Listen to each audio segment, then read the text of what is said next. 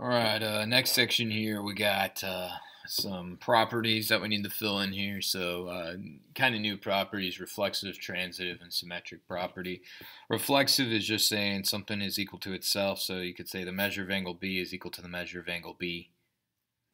So nothing too bad there. Whoops, I'm writing it backwards, but there you go. Same exact thing. Your transitive property, if CD is congruent, or actually I guess equal, if CD is equal to GH and GH is equal to RS, you can jump to the conclusion that CD is equal to RS. Right there. So you just jump into a conclusion. Addition property. So if X is equal to 3, then we can add 14 if it's equal to both sides, X plus 14.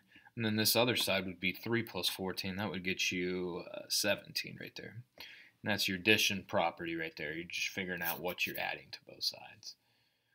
Next one, symmetric property. If BC is equal to RL, symmetric is where they are opposite or flipped here. So RL is equal to BC.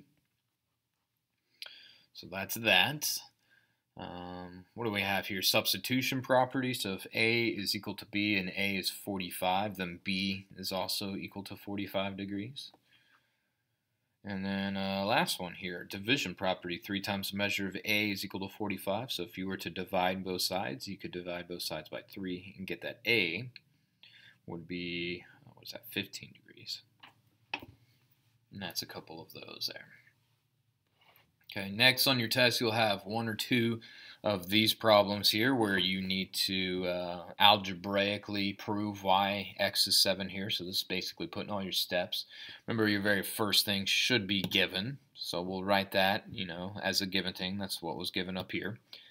As far as from A to B, they are doing your distributive property. So that's all that's going on there, distributive property. After this, if you were to go and add 5 to both sides, you would get this next line. So that's your addition property of equality. I usually just tell my students to, abbreviate. So to take care of this 9x, you would actually need to subtract 9x. And I would caution you of writing SUB because I don't know if you mean substitution or not. So I'll go ahead and spell that all the way out. Subtraction property.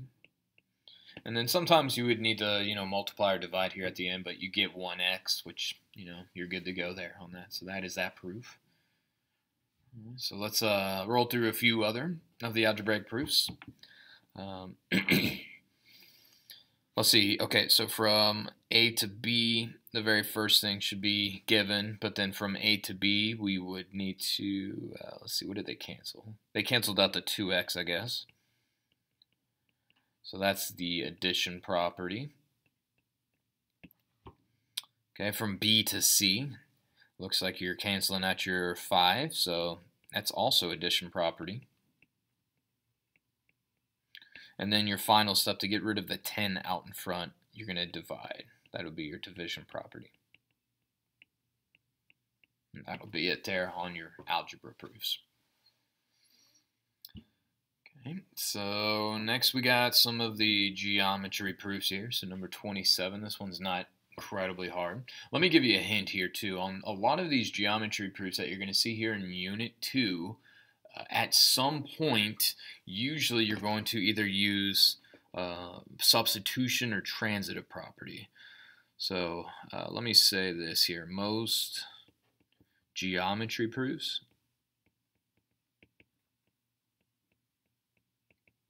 use either substitution, which means to swap something out, or the transitive property.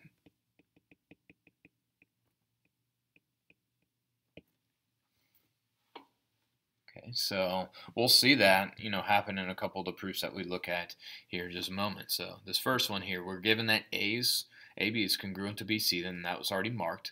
And now we're going to prove why AC is 2 times AB. And if you look at the picture, it kind of makes sense. We're saying 2 of these ABs equal to the full thing AC. But mathematically, let's prove why that's true every time. So this first one right here, usually the first line is given. Normally you want to go and see how many given things they give you. They gave us one thing right here. Notice here too, whatever you're proving is always the last line. Keep that in mind. So next, let's go here. They're saying AC, this full thing, is equal to AB plus BC. The two small things equal the whole. That will always be some type of angle postulate, or I'm sorry, addition postulate. Since we're dealing with segments, it's the segment addition postulate. Most teachers won't count off if you put property. I'm not sure what yours would, but I usually don't. So I would not worry too much about that. And then from the picture, if you're looking here at this next line now, they're saying AC, the full thing, is equal to AB plus AB, which from the picture, I mean, kind of makes sense, but kind of not. So what's going on here is they're changing something from B to C, from line B to line C. So if you look here very closely, only one thing is different here. We have the BC changed to the AB. And we mathematically or logically can do that because we've already established that those were equal. So when you go and swap one little piece out right here, that's when we would call that the substitution property. Which then goes back up to that rule, kind of like on the proofs, or for the proofs for this unit here. Most geometry proofs will use substitution or your transitive property at some point. Okay, and then since you have two of these ABs, most people will put something like combine like terms. You could put combine, you could put simplify. You know, just maybe ask your teacher what they expect you to put there on that, but most will be happy with that. So there you go. There's 27. 28, I'm not sure if you have the updated version or not, but the logic and the flow of this proof didn't make a ton of sense. So I wrote out a new thing right here. So if you want to go ahead and fill in steps, there should be 5 steps. We should be able to prove this thing here. So I had to rewrite this one here from scratch. So let's see if we can follow the logic here in the order that I saw it. So we're saying AEB, the angle AEB is equal to CED, and that's already marked. Here's AEB right there. Notice you got the one hoop. And then here's CED. Notice you got the one hoop. So those are marked congruent. That's given to us, so that's why step A is given. I guess I probably should have changed these here to like 1, 2, 3, and 4, but oh well. Anyways, next here you got step 2, AEB plus BEC. Let's follow that. AEB plus BEC, and then that is equal to AEC. Okay, so that's a small plus a small equals a whole. So it's kind of like the segment addition postulate, except we're dealing with angles. So this will be the angle addition postulate. Okay. Now they're still talking about AEC here, but something's a little bit different here. So if you track the picture, now they're saying, and this is why it's not going to make sense to look at the picture here. Now they're going to say CED plus BEC equals AEC, which from the picture that doesn't make sense. Right there. So what's happening is kind of like the last one. Something's getting changed from step 2 to step 3. So if you look closely, there's only one thing that's actually different. It's this AEB and CED. We've already established the step before that those are equal. So we're going to go ahead and say we're swapping that out, that AEB with the CED. So that'll be substitution. Okay. So there you go, there on that. Now if you look here at this next line here, that's weird, it's not letting me highlight over that, whatever. This next line right here, they're kind of coming out of nowhere and talking about angle BED, so let me track this here. So here's BED, and apparently we're saying that's BEC plus CED, BEC, CED, so that is true right there, small plus another small equals a whole. So that's another angle addition postulate. And then here's what's significant about this. We have CED and BEC equal AEC.